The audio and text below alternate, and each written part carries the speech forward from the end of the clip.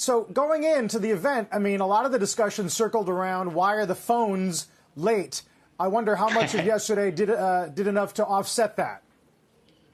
I don't think it offset a lot of that, but the phones are late for totally understandable reasons. We're in a pandemic. It's messed up the supply chain. So my sense is that the perception of the people watching, the perception of people at Apple is that it's okay. We'll let the company be a little bit late. And you know what? The watch looks pretty good. So on that front, I think they're fine. All right. So you singled out the watch just then. Does that mean that you thought that was the lead yesterday?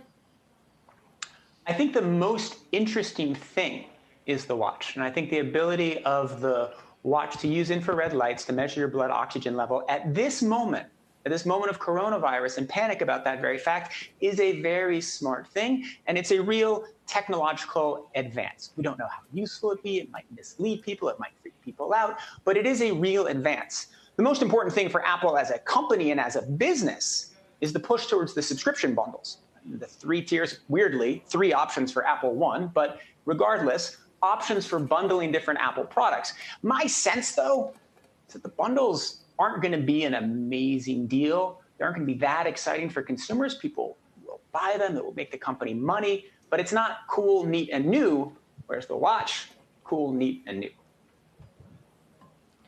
The watch is cool, neat, and new, but the bundles do have that opportunity to lock people into the ecosystem. And I'm curious what your reaction is to Spotify calling out Apple for using its heft, using its power as a behemoth in the space, perhaps inappropriately. What did you make of that?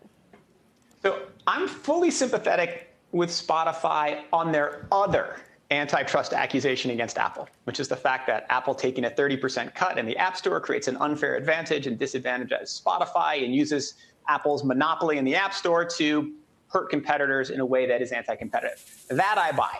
Spotify's argument yesterday that there's something anti-competitive about bundling Apple Music with Apple TV Plus and Apple News Plus, I find less persuasive, right? Spotify bundles with what? Hulu, all sorts of other things. I don't think a bundle is a real antitrust problem.